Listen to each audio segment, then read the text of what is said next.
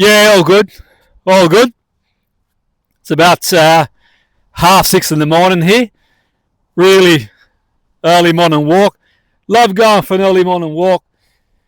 Just before going into work, you go for a nice early morning walk and clear your mind and ready to start the day. Have a nice cuppa. Absolutely beautiful. And yeah, love an early morning walk and late evening walk. It's a great way to sort of, clear your mind and reset and refocus. And I was doing a bit of reflecting this morning, thinking how you can know the game theoretically, but I think you have to live it. And what I mean by that is that one of the things I've learned through football and through life is that there's a big difference between knowing something and actually living it. When I reflect on my own experiences, you can read a book, you can study every coaching course, you can watch every video, every tactic, every system, and they all have value, by the way. They all have value. And I remember sort of going back to 96 when I started doing some part-time coaching at the Bobby Charlton Soccer School in Hopwood in Manchester once a week, and I started doing some coaching courses then. As you do, you start doing a few coaching courses and learning things, and that sort of gave me a lifelong learning journey. Became a lifelong learning journey for me. And yeah, look, I think it's great value in learning, doing courses, but football is not just theory. It's people. Football, it's pressure. Football is emotion. Football is confidence. Football is disappointment. It's walking into that changing room when a team has lost a game. It's speaking to that player when they've been left out of the team. It's speaking to the player when they've not been given a contract, so to speak. Seeing a player who looks fine from the outside, but in the inside they're doubting themselves. It's understanding that sometimes the issue is not ability. Sometimes it's belief. Sometimes it's identity.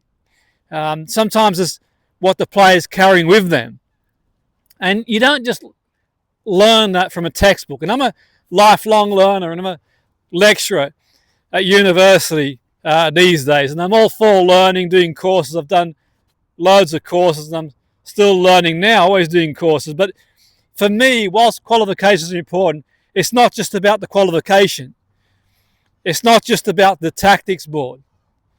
It's listening, observing.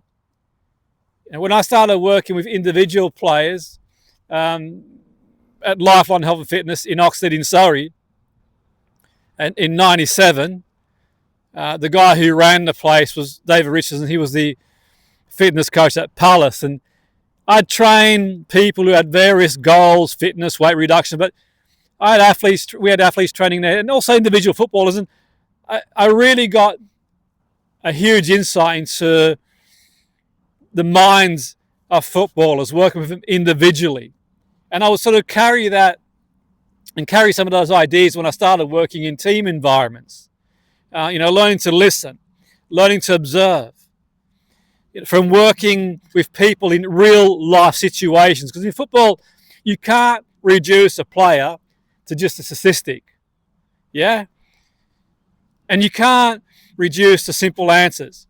People are complex, teams are complex, and sometimes the best thing you can do is not try and impress people with what you know. Standing up there and trying to impress them what you know theoretically. Sometimes the best thing you do is understand them, the person behind the performance. Because knowledge is important, obviously, but wisdom comes from experience. And experience teaches you that no book can fully explain certain things. So for me, in the way I see it anecdotally, and I'm not here to give anyone advice, it's just my own sort of thoughts, but my sort of message and idea is that, learn as much as you can, study the game, respect the theory, but never forget football is lived. Life is lived.